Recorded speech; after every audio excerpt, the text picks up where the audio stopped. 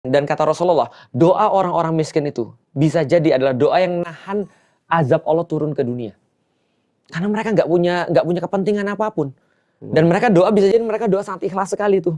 Dan mereka sudah ditimpa dengan kemiskinan gitu kan ya. Lalu kemudian mereka bersabar, itu doa mereka bisa jadi lebih makbul. Jadi ada orang, balik lagi ya, ada orang yang kaya stres ada nggak? Ada. Orang miskin stres banyak juga. Karena gini Pak Ustadz, gue dalam proses hidup. Jadi kan ada istilah yang terkenal tuh. Ya. Katanya lu akan tahu uang bukan segalanya. Jim Carrey kan ngomong gitu. Bener. Dia berharap seluruh orang di bumi ini yang uangnya nggak ada atau orang miskin, dia berharap jadi kaya supaya tahu uang memang bukan segalanya. Lu tahu itu kata siapa? Itu nggak tahu kata Jim Carrey. Iya Jim Carrey benar. Jim Carrey bilang saya berharap semua orang jadi kaya supaya mereka tahu uang tidak bisa nyelesain semua. Nah, berarti apakah bisa ketemu kebijaksanaan itu ketika kita sudah mempunyai uang baru ngerasa oh ternyata emang uang bukan segalanya gitu. Betul. Hanya orang-orang yang sudah punya uang yang bisa memilih untuk hidup sederhana.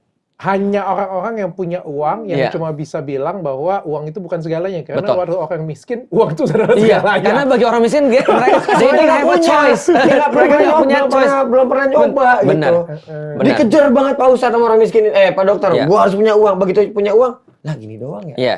Artinya gini, kalau misalnya lu miskin, lu kan nggak punya pilihan dong. Lu nggak bisa makan, lu nggak punya pilihan dong. Terus pahalanya dari mana? Dari situ. Tapi kalau lu kaya, terus lu bilang, oke gue kaya, dan gue sudah milih jalan ini. Kayak Rasulullah, orang milih jalan kayak gue aja kaya dalam tanda kutip bermewah-mewahan menyakiti orang, tanpa gue mengkritik orang-orang yang bermewah-mewahan misalnya. Dr. Richard misalnya, mau punya mobil bagus, mau punya sepatu bagus, aku nggak kritik sama sekali. Kenapa? Karena itu bukan jalan yang dia pilih. Tapi suatu saat nanti dia di Dr. Richard jadi Ustadz Richard. Nah berarti mobil Rolls Royce-nya itu harus diganti tuh. Kasih aku kan belum. Iya. Ya minimal dipinjemin lah. Kenapa Pak Ustadz? Pak Ustadz? Karena karena bisa jadi menyakiti orang.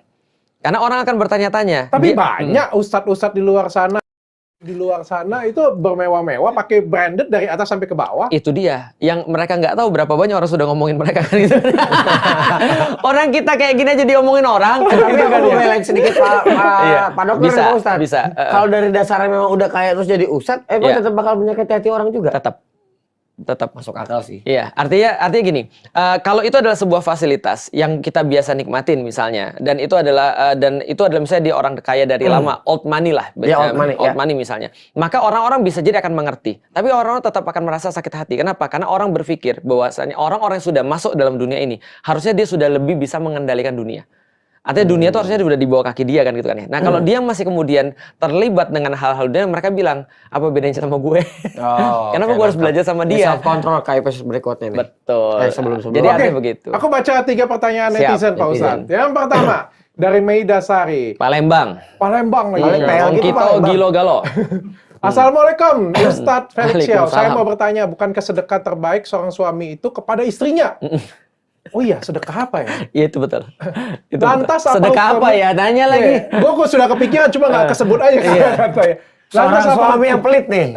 Terus lantas apa hukumnya seorang suami yang pelit kepada istri dan anaknya, tetapi terlalu baik kepada orang lain atau ani-ani gitu, atau LC gitu. Emaknya kan bisa. Lo kesana. Maksiat lo memang. Iya sesuai kan. Harus lagi.